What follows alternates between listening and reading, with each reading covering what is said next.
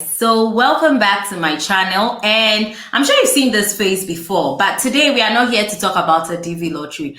We are here to talk about low GPA with scholarship. Yes, in America you can have a low GPA and still win scholarships, and he's a typical example of that. A low GPA does not mean you cannot pursue your dream or your study abroad dream, okay? So he's going to tell us a lot about his GPA and how he went about. He's got like 2 scholarships and 1 graduate assistantship.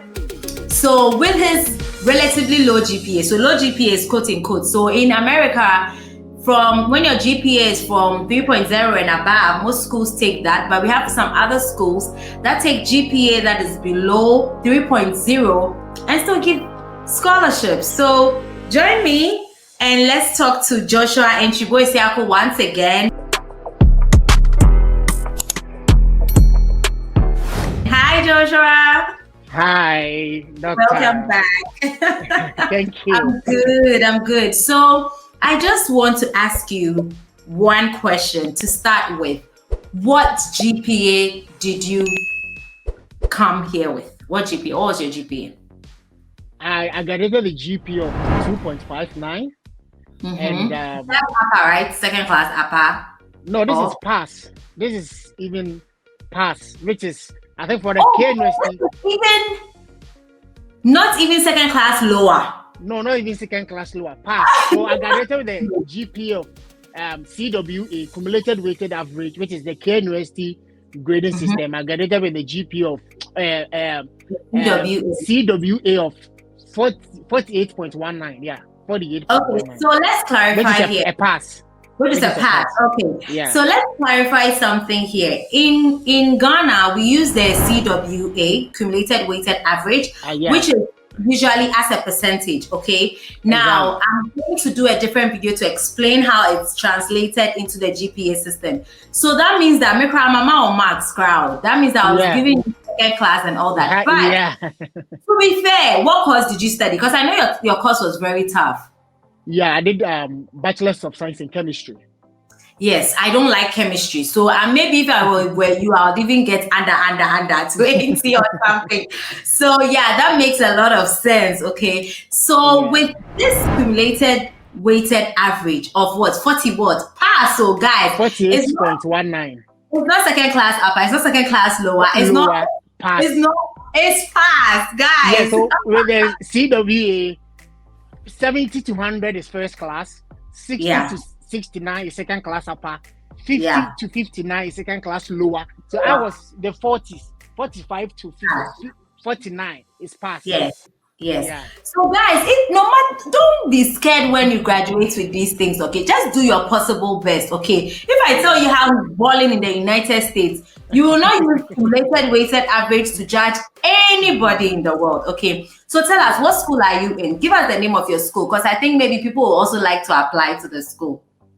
My school is Southern Connecticut State University in Connecticut, New Haven, Connecticut.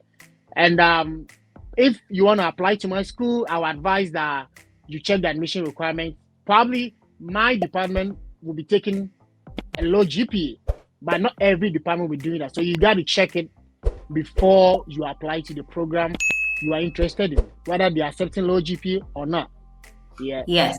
So that's what I usually say on my channel, that whatever I tell you about a school, whatever we say about schools, sometimes it varies from course to course. Deadlines vary, costs vary. So we just give you an average. So you go on the site and you do your personal research to make sure it applies to your school as well. Now, the next thing I actually wanted to ask you is that, tell me, how many scholarships are you riding on right now? Tell us, how many? Yeah, so I have 2 scholarships, as you said, and I got it assistantship. And the graduate assistantship was worth $12,000. And I got the Dean's Scholars Award of $4,000 and the Southern International Fellowship Award of $4,000. So making a total of $20,000. So which was a tuition waiver.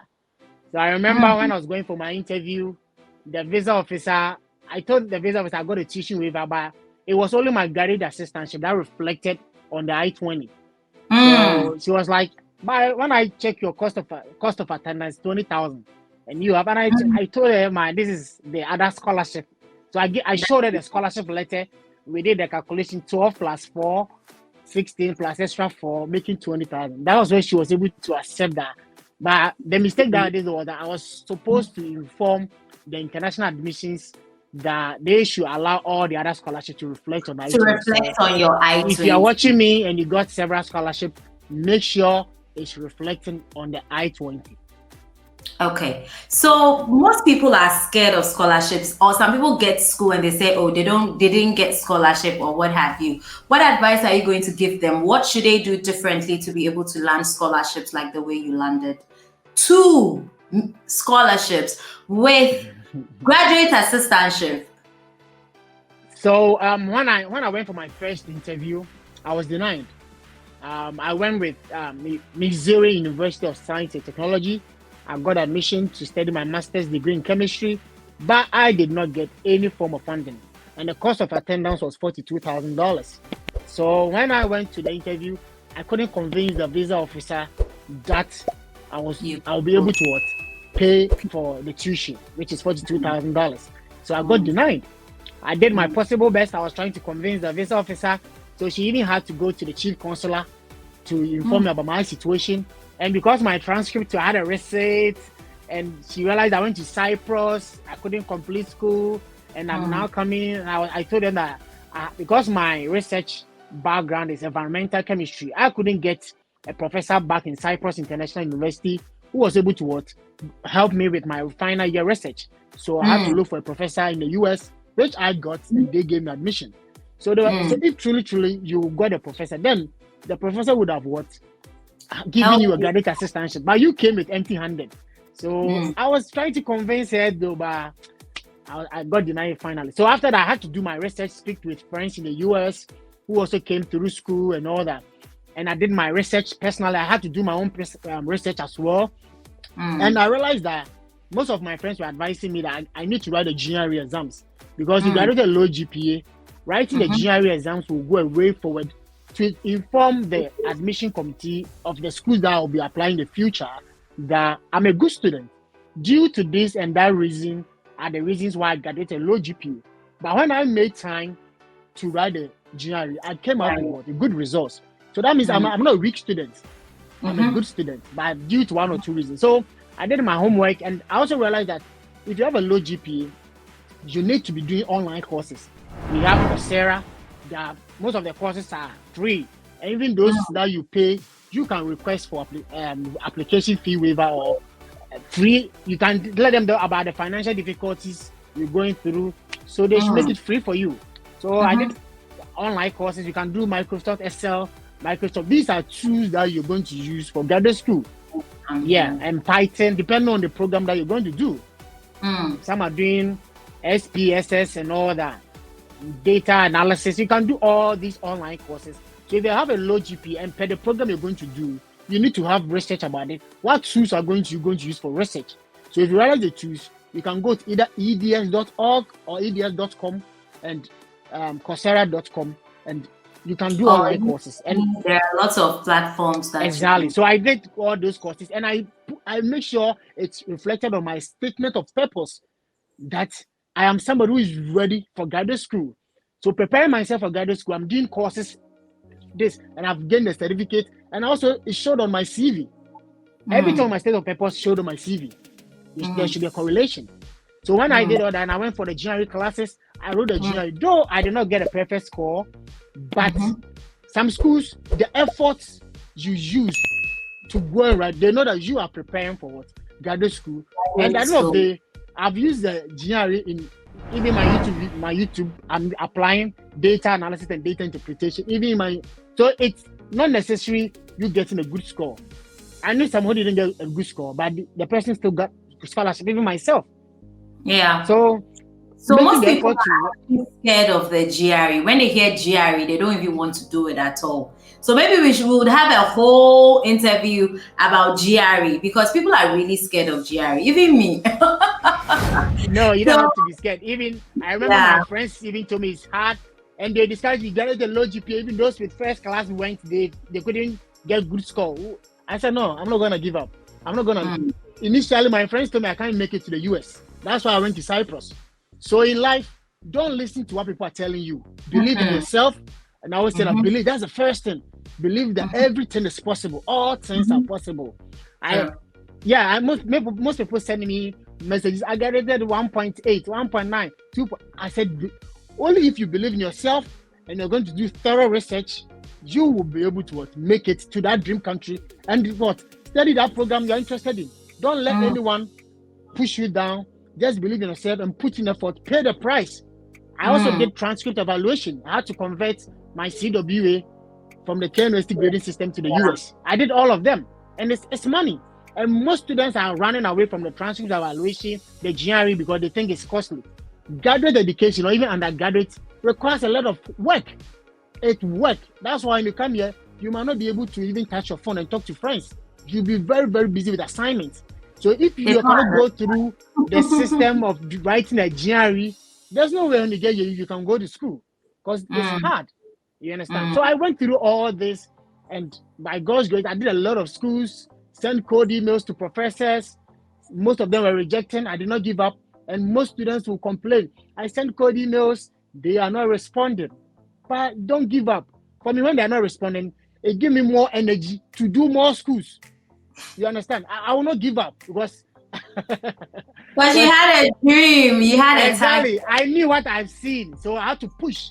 So I kept pushing. Even my own parents, my brother. You did UK. You were denied visa. You went to Cyprus. You went to waste money. You went to US again. The third time you went to US, you were denied. So everybody gave up on me. My friends still told me that I can't come to the US. Your GPA is low. Generally, you fail. Yes. So you can imagine all negativity around me. But I still got here. You're very strong. Yes. You're very strong. You're very strong. Yeah. Because for me, I even started learning how to accept rejections when I came to the United States, because I'm a very calculated person. I try to calculate things and get it done in that way. So when I fail, but then when you come to the United States, it's going to teach you how to accept rejection. So it's good you even went through it before you came, because over here, when you apply for maybe 50 jobs, and then maybe 30 are going to say, we are sorry. So it's a good way for you to, psych yourself up even before you came. I think you did wonderful. You've done a very good thing. So I'm just interviewing him for you to know that a low GPA is not the end of the world. And we are going to bring a whole series of schools that you can apply to if you have a low GPA. And this is just the evidence. If you have low GPA, there are things you need to do in addition to show them that you are ready. Like he said, and he listed a lot of things that you can do. It doesn't mean you should do everything. You can do some. And there are some schools that will not even require these other things. They just say, bring your GPA. And then, I've seen schools 2.5, 2.0, even 2.0 while doing my research. So please don't give up. Okay. Now, Joshua, what are your very last words? It's going to be very short. I just wanted to motivate my people, but give us your very last words. I know you're a man of encouragement. You encourage people so much. So I need you to encourage my subscribers. If I go and say anything, they are going to be like, oh, you had a high GPA, probably that's why. And my GPA was above 3.0, yes. And I even got a merit-based scholarship, okay? So if I go about telling people, you can come with a low GPA, they're just going to be like, oh, come on, you had a high GPA, why are you, So that is why I have brought you here, to encourage them. So give us your very last words. So what I'm going to say that I recently made a video about 5 strategies international students who graduated with a low GPA can use to turn their story around, like mine, where I got a good scholarship and I got admission into a top school in the US. So number 1, I'll speak about your statement of purpose. You need to make it clear. Let them know your career goals. Number 2, let them know why you graduated low GPA and what you've learned is very important. What you've learned. For me, I was a student politician. I was into business entrepreneurship. I work with a lot of movie actors and producers. So I remember. The CCD auditorium in KMSC. With our media empire. Yes. I work with Emilia Brobe, Kobe Rana. So all the Ghanaian celebrities, I've mostly worked with all of them. So I invested my time in student politics and all those stuff. That's how I graduated with low GPA. And I have come bold that I did a mistake. I should have made time for that and also made time for school. So I need to make sure I was making good use of my time. So that's what I took. That's what I've learned from it.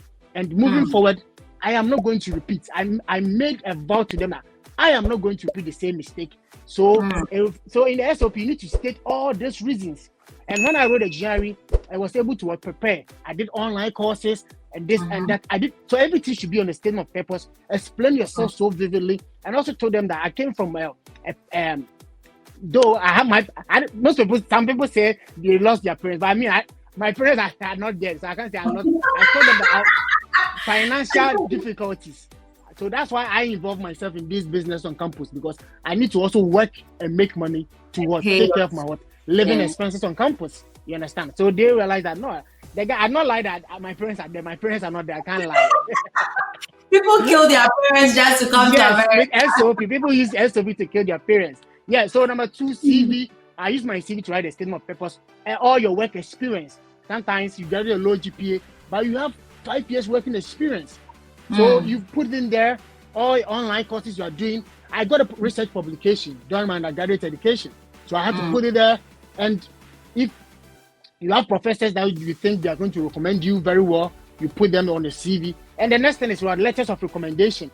So for me, my professor knew, one thing is that I was also a church bus driver. So I was also into ministry. Yes, AGCM, I was driving Assemblies of God, I was driving church bus. So my professor saw me that hey, this guy is always into activities. He's always so, and at the end of the day, by God's grace, she was the one that did my research work with. And it was a work that she wanted to do to get publication, but she was feeling reluctant. So she gave it to myself and a friend, and we did it. And by God's grace, so she was able to recommend me that academic performance is not my ability. I have more abilities than just academic performance. So the woman wrote it in my recommendation letter. This guy is a good guy. Yes. So when they saw that hey, this guy did the research, like a research work with this woman, and this academic supervisor is giving a very strong point that this guy is capable of doing a lot of things. Just that he involved himself with activities on campus, which could. So when they saw that, then this guy is a good guy, and he got a research publication. And my final year too, I did economics management, and I was scoring A there. So they realized that yes, yes. So I was scoring A's over there. So it was a plus for me. And the other 2 professors who recommended me, I told them about my situation. I said, Prof, most of the professors sent the random recommendation letters. So I told them about my system. My situation is special. If you send random, it won't help me. So please, I got a research publication. So let them know I'm a good student. So when I told them that, they also helped me out. And they told, so statement of purpose and recommendation letters, they should be very, very strong points. And the GRE, please kindly write the GRE and make sure you are scoring high on the GRE. And the last thing is what? Transcript evaluation. You need to convert from the country that you are, convert it to the GPA, your US standard, so that when you are speaking. So when I was writing my SOP, I let them know that though the school requires 3.0, I graduated with the GPA of 2.59. And this and that is what made me graduate the low GPA. So they should consider me. When I come, I'm going to put on a new behavior and I'm going to excel. So that was what I did. And by God's grace, the online courses I did on Coursera or in EDS, I put all of them in my CV and the statement of purpose. And all of these together was, I made though my GPA was low, but I made my application competitive. You made the thing stronger, yeah. So that's the thing about applying to schools in America. It's not just about your GPA. They look at so many other things. Exactly. It's very holistic. So even with you, I thought your school required a low GPA, but apparently your school required 3.0 or more. But you went ahead to convince them that even though I'm not there, I will be there. So that's and also, no, my school was even accepting a low. So if your GPA is below 3.0, they will give you a conditional. Conditional is just admission. Yes, so conditional admission. So when you come the first semester, you need to put out a good performance and get with a GPA of 3.0. But if you drop below, they're going to sack you because it was a condition. So you need to make sure you're meeting that condition or meeting that requirement. Yeah. So if you come as a low GPA, your students with low GPA, and you're not able to perform, they're going to kick you out. Yeah, so Wow. that's how. Yeah. Wow. And once they kick you out, you're going to lose all the scholarship. Even if they don't kick you out, and you let's say got 2.8 or 2.9, you are going to pay the fees because you're going to lose the scholarship. Yeah, true. Wow, it's very amazing and it's a wonderful story. And thank you so much. And guys, he also has a YouTube channel, so please subscribe. And he's sharing his story, he's encouraging people, and he's doing very great work. Thank you so much, Joshua, for honoring our invitation. You're welcome. Thank you. Bye. Bye.